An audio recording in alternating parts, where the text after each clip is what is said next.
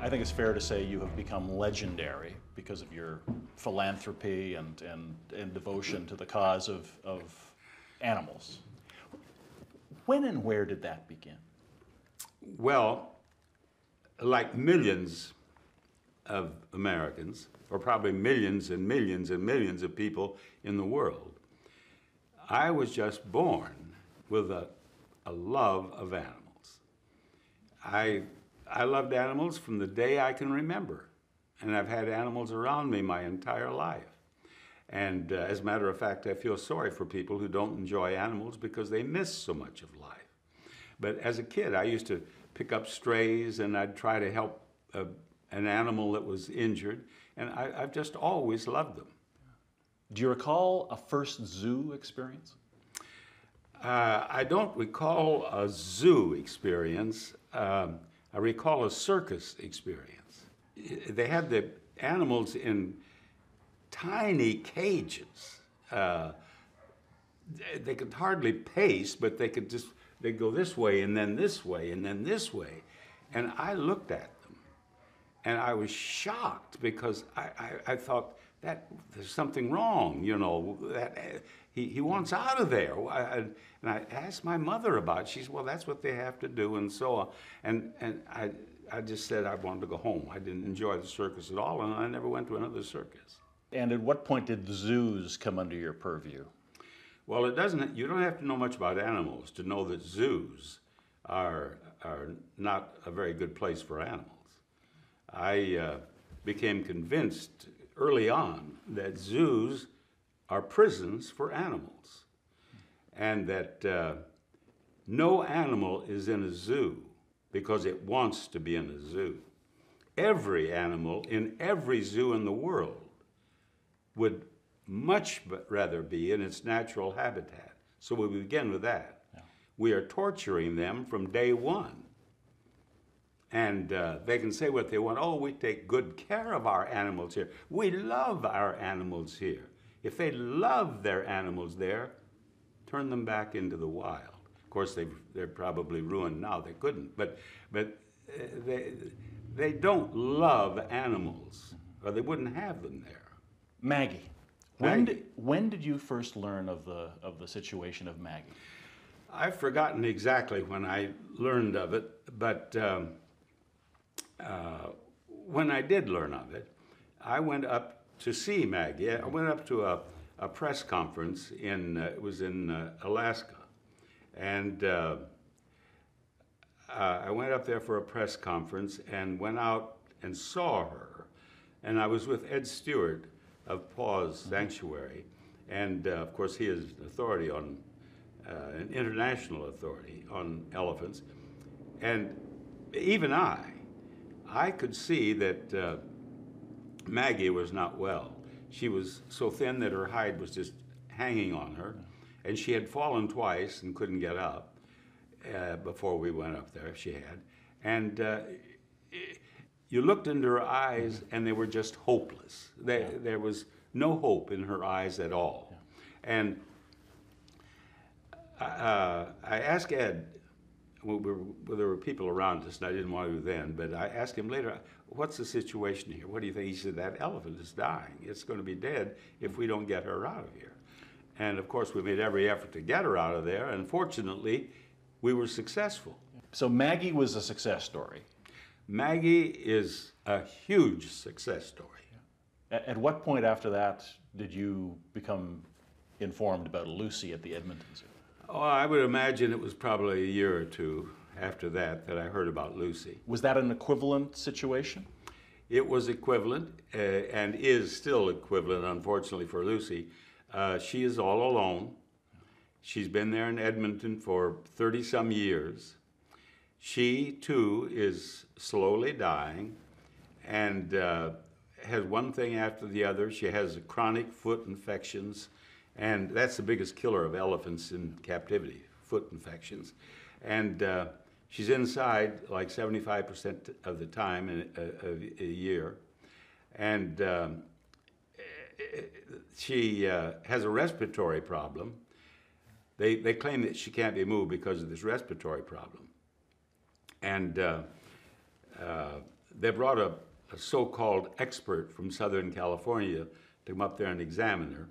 And I don't want to mention his name because I have absolutely no respect for him. He didn't know anything. He had no idea what was wrong with her, and to this day, as we speak right now, they still don't know what's wrong with her. And I offered the city $100,000 just to let us bring experts in to diagnose her problem, and the city won't even do that. Now, this shows you how much they love Lucy. Yeah. There seem to be a number of mixed messages. On one hand, they say she is healthy. That's right. On the other hand, they say she's too ill or potentially too ill to Precisely. travel. You put your finger on it perfectly. If you start talking about move her, oh, she can't move, she's not well. She can't move, it would kill her, she can't move. And then you start talking, well, how's she's just here alone, it's terrible. Oh, she's happy here. She loves it here. She loves her keepers. I'll tell you how much she loves her keepers, probably. I was up there for a press conference, and we went out to the zoo, and the cameras that were out there, the television stations were covering our visit to the zoo. Mm-hmm. And so Lucy wasn't there. She was across a big field, and we were standing here waiting for her to come up to where we were going to have her on camera and so on.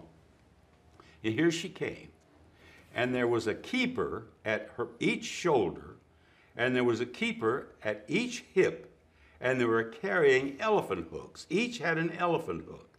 You know what an elephant hook is? They can dig into their flesh, and their flesh is very, very tender, actually.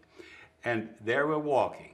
And believe me, she'd been on a wonderful walk. She probably couldn't go any place she wanted to go. They led her right straight where we were coming, where we were, and there she came.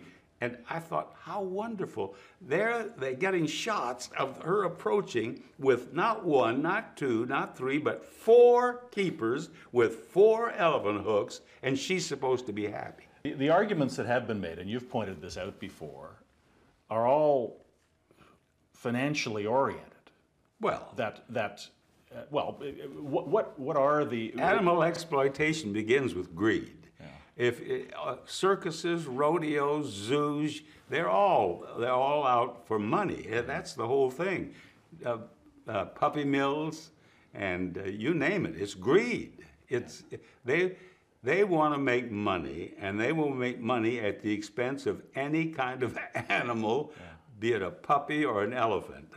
It's disgusting. And for the Edmonton Valley Zoo, or any zoo, the elephant, in this case Lucy the elephant, is the symbol, is the headline. I don't know what it is. They've had so much bad publicity, I can't imagine why they would keep that elephant there. Yeah. But they're going to let her die there, apparently. I don't know anything more to do than we've already done. Now, for some reason, that didn't discourage you. No, as far as your involvement with Canadian elephants is concerned. If it's not just Canadian elephants, I work on elephants all over the world, and not just elephants, but animals of all type. If you become discouraged as an animal rights activist, why you're useless, you're worthless. In fact, when I speak with animal rights groups, I know so many of them, they become burned out because it is discouraging. Mm-hmm. And you do have a lot of defeats, and you are so discouraged sometimes. You think, oh, and it would be easy to just give it up. Yeah. And some people do. Not a lot, but some people do. And I don't become discouraged. Toka, Thika, and Iringa are the 3 Toronto elephants. Right. You made a very substantial offer to the city of Toronto. What was it? Well, Pat Derby called me and said that they had the 3 elephants. They thought they were going to be able to get them. Mm-hmm. And they said that they could bring them by truck. And it would take, I think, about 3 weeks. And she was concerned about the one elephant that has the foot problem surviving a 3-week ride. Mm-hmm. And she said, we could fly them, but she said it would cost around $880,000. I said, I have $880,000 and I'll be happy to pay it. I want them to fly rather than go by truck. So she said, great, that's great. And so they made the proposal to them, and now the zoo, the city council voted that in favor of the 3 elephants from Toronto Zoo going to pause. But the zoo has, and now I have not been a part of these negotiations, but they have used every impediment possible to prevent it. So much of environmental debate has become politicized in recent years. Well, certainly the elephant debate has become politicized, and zoos in general. Yeah. Would people see you as having political motives in? Well, I have no political motive. No, but would you be criticized by some on the other side, if that's the right term, for doing this politically? I have never, I don't know of anyone who's ever criticized me politically. Yeah. I've certainly been criticized. I was the whipping boy of the fur industry for a long time after I resigned from the Miss USA and Miss Universe pageants, and we had Cause Fur Flap 1 and Fur Flap 2. Yeah. But it was the best thing that ever happened, the fur campaign. We went downhill from then on. So I gather from what you just said that being called an animal rights activist is not anathema to you. You don't mind that at all. No, I'm proud of it. Yeah. I'm happy to be identified as an animal rights activist. Sure. I believe in what I'm doing, and plan to continue until my dying day doing what I'm doing. And if I'm identified as an animal rights activist, good for me. Yeah.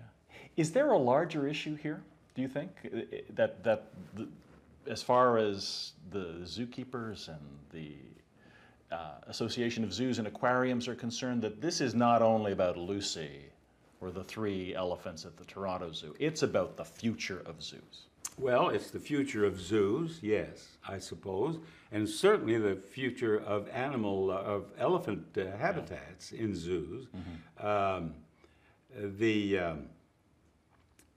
When, as I say, the better informed, the more progressive zoos of the world are closing their elephant exhibits, that ain't good for the people who want to keep zoos open with any kind of animal they want. And I think that they're concerned about that. They're concerned. It's money.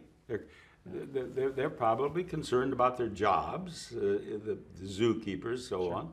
And the mayor, I don't know why he is so obdurate there in Edmonton, but he is, apparently, if what I was told is true.